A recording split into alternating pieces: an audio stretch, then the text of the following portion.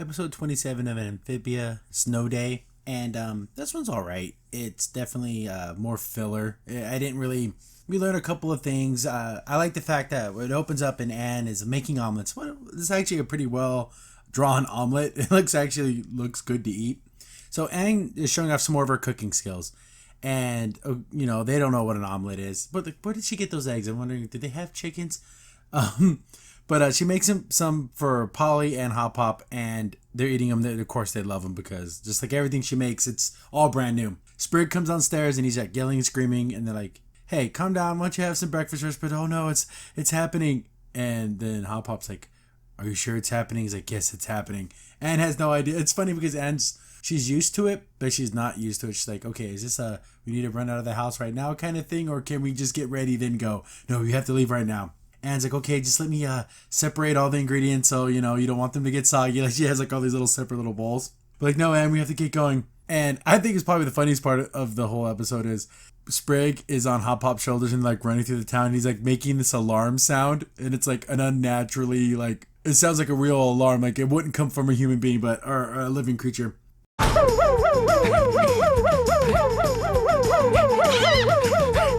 But they get to the town square. Everyone's like, oh, what's going on? And I guess this is the third day in a row that the temperature has been low enough that there's going to be like the great freezing or whatever. And when that happens, that's like in, our world, frogs, they do freeze when it gets below certain things. They literally become like, I don't know, Han Solo, they're frozen in carbonite. No, but they freeze up and then they kind of hibernate. And Anne's like, well, that's kind of cool. But then Hop Pop's like, actually, it isn't. Because every time they do this, every year, someone disappears when they thaw out. And since everyone freezes, nobody knows what happens. That's actually a really kind of cool mystery and actually really scary and sad. Because then everyone goes through their possible goodbyes. So, like, moms and daughters and friends like, oh, well, have possible goodbye. Because when we wake up, you might be disappeared. And it's super sad for, like, the little kids because... Hop Pop's telling his grandkids, well, possible goodbye. And then Polly, because Polly's like a little kid. But Anne's like, wait a second, you got me now. I don't hibernate. I'll make sure to watch all of you. And I'll be like the protector, And then she's like, my whole life has been leading up to this moment. And they're like, okay, cool. Anne's going to protect us. Okay, everyone, get ready for the hibernation. So they're walking. In the middle of their walk, the hibernation starts. They literally get frozen like in blocks of ice. Guys, what? And they got like funny looks on their face because they were like in the middle of talking, so it just instantly froze them. But Anne's like, holy crap, I can't believe it started so soon. Everyone in the whole town is all over the place. So I gotta gather everyone, snow starts to fall, and then we got full blown like winter. Anne this is winter attire. Anne, she has another outfit on her. She's like, okay, what am I gonna do? She gathers everyone. She dabs. Stupid. But she gathers everyone in the town square. And she's like, okay, I'm going to watch them so nothing happens to anybody. Sitting there, she gets super bored. She's like, I'm going to thaw one of these guys out. And so I can have someone to talk to, have a friend. So it's not so boring. She thaws out Sprig. And I thought to myself, they need their hibernation. They do this for a reason. This isn't just to get at you, Anne. It's because it's actually part of their physical body. They need to do this. She thaws out Sprig and he wakes up and he's all like loopy for not sleeping. This is where they did this right. There's always like that episode, and it happens in a ton of cartoons where like the character is drunk but they're not drunk. But it makes sense here because he got woken up from his hibernation early. So you'd be sleepy, when you like got maybe 2 hours of sleep and you're just like groggy. It makes sense why he's acting the way he is. Put that up against something like She-Ra where she started acting like this because she touched that crystal and it made She-Ra like evil. But when she went back to Adora, she was all loopy and weird. And the portrayals. Here in Amphibia, Sprig is literally acting like a tired person. So it's like, oh, okay. Adora was acting like an actual drunk person. It was weird and stupid. This is just a perfect example of how you do it right and how you do it wrong. You do it right in Amphibia, you do it wrong in She-Ra. But he wakes up and he's all like, hey, what's going on? And he's playing in the water and he's just being all silly and weird. And Anne's like, oh, come on, let's go outside. Let's have some fun. So she like bundles him up and just look at him. He just looks like that little kid, like, oh, it's time to go to school. And like they stayed up all night playing video games, so they're just not ready to go. He's sitting there and he's like, hey, they're throwing snowballs.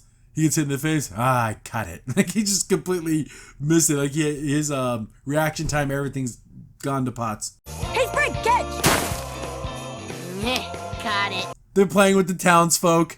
like they're like toys. Oh, hello, make him kiss. And they're taking pictures and stuff, making fun of everybody. They ride a couple of people like snowboards.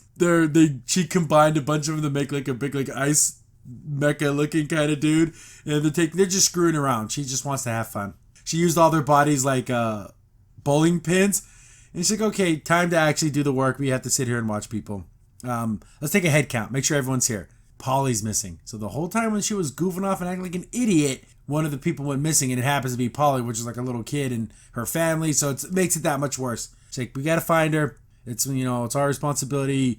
And Sprig's trying to, help, but he's all tired and acting weird and stuff. They find a cave because I guess he can kind of smell her, and because he's using his tracking skills, they find like this cave, like this scary cave that has like all these icicles that totally look like a mouth. They get in there and they see that Polly's been like stuck to the roof, and I'm thinking, what kind of creature could this be? So like, okay, we have to get her down, and it's way up high. So she's like, oh, come on, Sprig, you got to jump up there.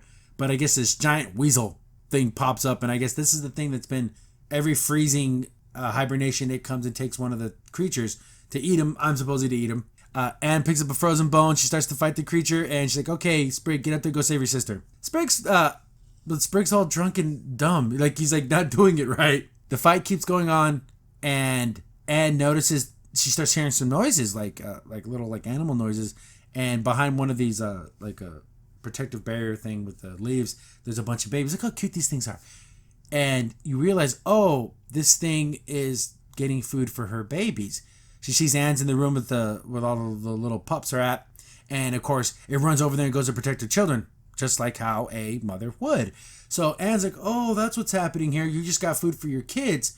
But here's the moral quandary here. Is it okay to kill this thing to save your friend?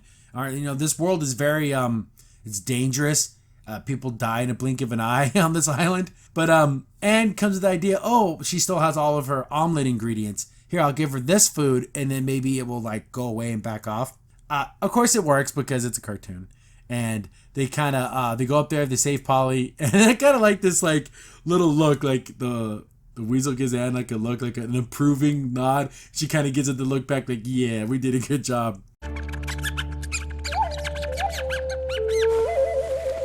Now that's a protector. I still love Sprig is just, oh, my face is squishy. He's just being weird. They snowboard out of there. She even does like a trick, like, well, why would you do that?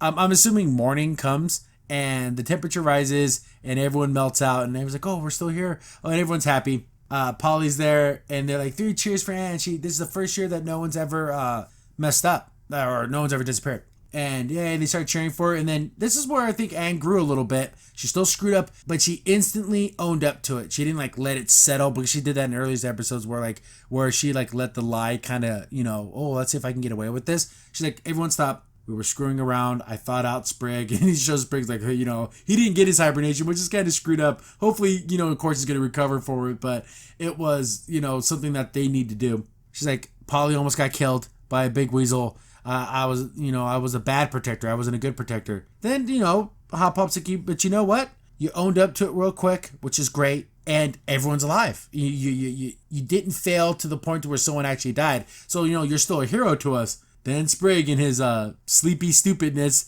brings out the phone. Oh, yeah, we also took a bunch of funny pictures. So she, had pictures of all of them, in compromising positions and being stupid. They're like, oh, Anne, how could you do that? And then the episode just, abruptly ends like that. Funny. I like how Anne is growing a little bit to where she, like I said, she owned up to her mistake. I do like the kind of nature question of, what living creature deserves to live over another. This weasel wasn't going to kill any of the frogs out of malice or anything. It's just because it's an animal, and that's what animals do. They eat each other. So I kind of like that question. It brings up that question. It's solved easily, and super cute in her little beanie and jacket. But and Sprig was hilarious throughout. It's just, it's better than the episode with the stupid Twilight movie. But this one is definitely in that same category of I didn't necessarily love it, but the jokes are on point and was fun. Sprig was hilarious. But this was just an okay one. My face feels squishy. Man, I really shouldn't have thawed you out. Crimson Saint here. Thanks for watching the video. If you're enjoying the content, be sure to sub, like, share, and hit the bell for notifications so you don't miss a single upload. If you have any tips or story ideas, hit us up on Twitter at C15 Podcast, or better yet, join our Discord server, link in the description below.